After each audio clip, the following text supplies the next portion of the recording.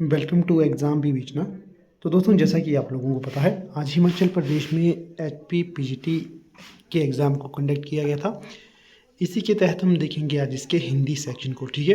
क्योंकि आपको पता ही है, जो भी परीक्षाएं होती हैं पीजीटी से संबंधित या कोई अन्य जहां पर हिंदी ग्रामर के प्रश्नों को पूछा जाता है या फिर हिंदी साहित्य के प्रश्नों को पूछा जाता है, उनको हम आपके साथ डिस्कस करते हैं। तो इसी को ध्यान में रखकर आपके साथ यहाँ पर हम कुछ एक चीज़ें डिस्कस करेंगे। जो हिंदी ग्रामर के क्वेश्चन है, ये यहाँ पर पूरी तरह से ये कोशिश की गई है कि आपको उत्तर बिल्कुल सही दिए जाएं, परंतु कभी ऊपर नीचे हो सकता है। अगर कभी कोई प्रश्न का उत्तर ऊपर नीचे हो जाएगा तो आपको जब ऑफिशियल आंसर की आती है तो मैं आपको पिन कमेंट कर देता हूँ। जो कमेंट होता है उसे पिन कर देता हूँ, आपको पता चल जाएगा उससे, ठीक है। तो चलिए ज़्यादा समय न लेते हुए शुरू करते हैं आज की वीडियो को। तो यहाँ पर देखिए, जो पीजीटी हिंदी का पहला प्रश्न पूछा गया था, पीजीटी पॉलिटिकल साइंस के हिंदी सेक्शन का जो पहला प्रश्न पूछा गया था वो इस प्रकार से है। प्रश्न है 16, यशस्वी शब्द में निम्नलिखित में से कौन सा स्त्रीवाची प्रत्यय लगेगा। तो यहाँ पर जो सही विकल्प होगा दिए गए विकल्पों के अनुसार, तो वो होगा विकल्प सी, ये होगा यहाँ पर, ठीक है। इसके लिए थोड़ी सी हम देख लेते हैं। जो ये प्रत्यय वाला प्रश्न है, इसकी थोड़ी सी हम व्याख्या भी कर लेते हैं, उसे भी देख लेते हैं। तो यहाँ पर देखिए, थोड़े से उदाहरण आपके समक्ष लाया हूँ। स्त्री बोधक प्रत्यय से निर्मित शब्द यहाँ पर इस प्रकार से होंगे, जैसे कि जो लेखक है, इससे किस प्रकार से स्त्री बोधक शब्द बनेगा, लेखिका। लेखिका में आएगा आपका आप प्रत्यय। फिर जो पड़ोसन है, इससे बनेगा पड़ोसिन, ठीक है। इसमें कौन सा प्रत्यय आएगा, इसमें लेखिका में आप प्रत्यय, पड़ोसिन में इन प्रत्यय। जो बहनोई है, बहनोई में जो प्रत्यय आएगा तो वो होगा ओई प्रत्यय, ठीक है। तो यहाँ पर देखिए, इसकी अन्य व्याख्या इस प्रकार से है। स्त्रीवाचक तदित प्रत्यय जिन प्रत्यय की वजह से संज्ञा सर्वनाम और विशेषण के साथ लगकर उनके स्त्रीलिंग होने का भेद उत्पन्न हो, उन्हें स्त्रीबोधक तदित प्रत्यय कहते हैं। पूछा जा सकता है स्त्रीवाचक तदित प्रत्यय क्या होते हैं, तो वो इसकी व्याख्या इस प्रकार से है। यहाँ पर देखिए, देवा जेठ नौकर जमा आनी, ठीक है। तो जो देवा होगा, इसका देवरानी हो जाएगा, जेठ का जेठानी हो जाएगा, नौकर का नौकरानी होगा, ठीक है। इनमें कौन सा प्रत्यय आएगा, इन सभी में आएगा आनी प्रत्यय। फिर आनी प्रत्यय किस में आता है, आनी प्रत्यय यहाँ पर देखिए, रुद्र और इंद्र, उदाहरण के लिए बता रहा हूँ, रुद्राणी और इंद्राणी। फिर देखिए, ई प्रत्यय, बड़ी ई की जो मात्रा लगती है, इसमें देवी, देव का देवी हो जाएगा, लड़का का लड़की हो जाएगा।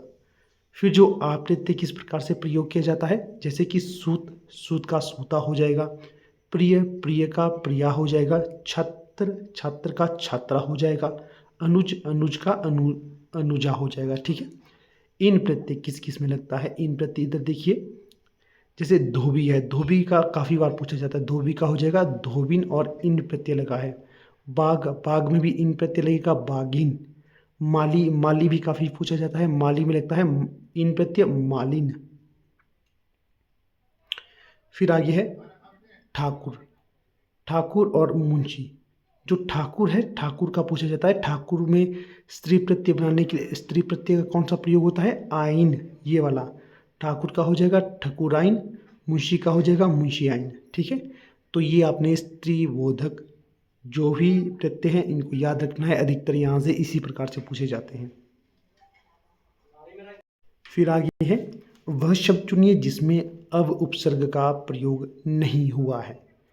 तो जो दिए गए विकल्प हैं, अगर आप देखते हैं, अवदान इसमें भी नहीं है, इसमें तो है, अवदान में है, अवरोध में भी है, अवगुण में भी है। जो अबाक है, यहाँ पर मुझे लग रहा है कि अब उपसर्ग का प्रयोग नहीं हुआ है, ठीक है। जो उपसर्ग होता है ये पहले लगता है और जो प्रत्यय होता है वो पीछे लगता है, इसका भी आपने ध्यान रखना है। ये भी कई बार पूछे जा सकते हैं कि उपसर्ग और प्रत्यय कहाँ कहाँ लगते हैं। फिर देख लिए अगला प्रश्न क्या है। अगला प्रश्न है, तुम्हारे घनिष्ठ मित्र आजकल दिखाई नहीं देते, इस वाक्य में विशेषण है। तो ये प्रश्न विशेषण से संबंधित है। इस वाक्य में जो विशेषण होगा ये होगा आपका कौन सा, घनिष्ठ। क्योंकि एक तरह से ये विशेषता है, विशेषण है, तो सी यहाँ पर सही विकल्प होगा, सी। ठीक है, सी सही विकल्प है।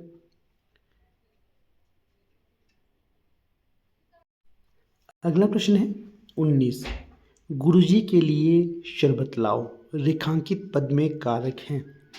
यहाँ पर जो देखिए रेखांकित पद कौन सा है, रेखा के लिए पूछा गया है, के लिए कौन सा कारक होता है, तो जो के लिए होता है ये होता है संप्रदान कारक। कौन सा, संप्रदान कारक। बाकी ये तीनों नहीं होंगे, ठीक है, ये तीनों नहीं होंगे, सी सही विकल्प होगा यहाँ पर। इसकी थोड़ी सी व्याख्या आपको बता देता हूँ आगे।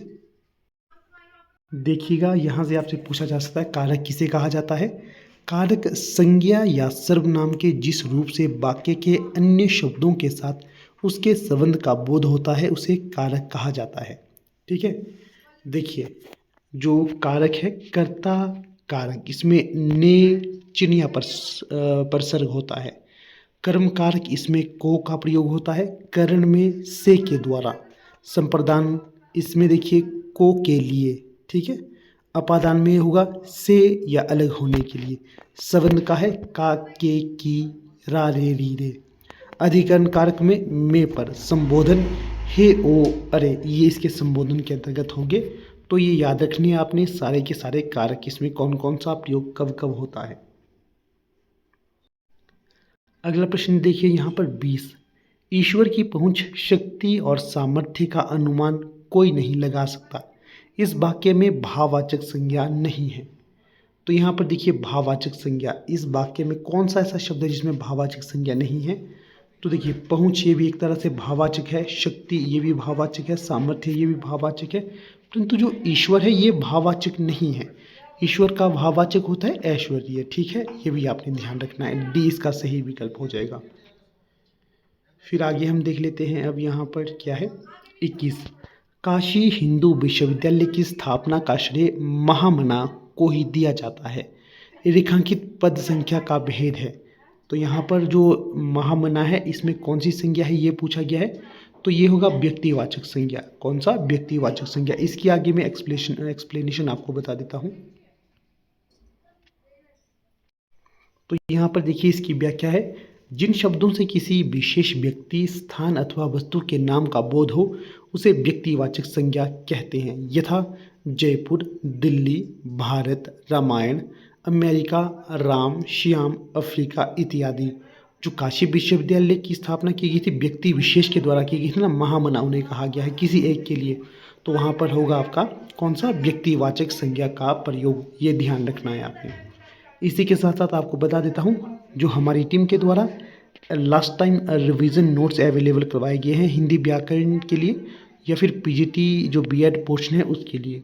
अगर आप में से कोई भी इंटरेस्टेड होगा तो वो इन नोट्स को टाइम पे रहते हुए परचेज़ कर सकता है और जल्दी जल्दी से रिवीजन कर सकता है, क्योंकि अधिकतर क्वेश्चन हमारे नोट से ही परीक्षा में पूछे जा रहे हैं। नॉर्मल से आपको समझ आ जाएंगे एक बार तो आप परीक्षा में बेहतर परफॉर्म कर पाओगे। अगले प्रश्न की तरफ चलते हैं। यहाँ देखिए प्रश्न 22। सूरज धीरे धीरे अस्ताचल की ओर डूब गया। रेखांकित पद क्रिया विशेषण का भेद है। तो यहाँ पर देखिए क्रिया विशेषण का जो भेद होगा रेखांकित पद धीरे धीरे, तो ये होगा आपका रीतिवाचक। कौन सा होगा, रीतिवाचक। विकल्प बी यहाँ पर सही होगा। ठीक है, विकल्प बी। थोड़ी सी इसकी व्याख्या भी आपको बता देता हूँ क्या होता है रीतिवाचक। देखिएगा यहाँ पर धीरे धीरे यह रीतिवाचक क्रिया विशेषण है।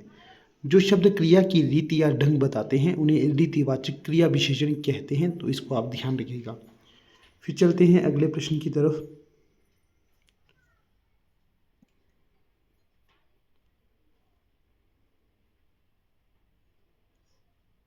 देखिएगा अगला प्रश्न है यहाँ पर 23। इस पर्दे के पीछे कोई छिपकर बैठा है। रेखांकित पद सर्वनाम का भेद है। तो बताइएगा जो ये जो पद है यहाँ पर कौन सा सर्वनाम का भेद है, तो ये होगा अनिश्चयवाचक। अनिश्चय है, निश्चय नहीं है। ठीक है, अनिश्चयवाचक सर्वनाम होगा। विकल्प बी यहाँ पर भी सही होगा आपका। फिर अगले प्रश्न की तरफ चलते हैं। अगला प्रश्न है यहाँ पर 24। वह मेरा मित्र जिसका नाम मदन लाल है उदार और सरल व्यक्ति है। रचना की दृष्टि से वाक्य का प्रकार है। तो जो वाक्य का प्रकार क्या होगा यहाँ पर, मिश्र वाक्य, क्योंकि यहाँ पर दो वाक्यों को जोड़कर बनाया गया ना। तो देखिए, वह मेरा मित्र जिसका नाम मदन लाल है उदार और सरल व्यक्ति है, तो विकल्प भी यहाँ पर सही होगा। इसकी थोड़ी सी जानकारी आपको देता हूँ किस प्रकार से मिश्र वाक्य प्रयोग किए जाते हैं। देखिएगा, जब दो ऐसे वाक्य मिले जिनमें एक मुख्य उपवाक्य तथा एक गौण अथवा आश्रित उपवाक्य हो, तब मिश्र वाक्य बनता है। उदाहरण देखिए, मेरा दृढ़ विश्वास है कि भारत जीतेगा। दूसरा वाक्य है, सफल वही होता है जो परिश्रम करता है।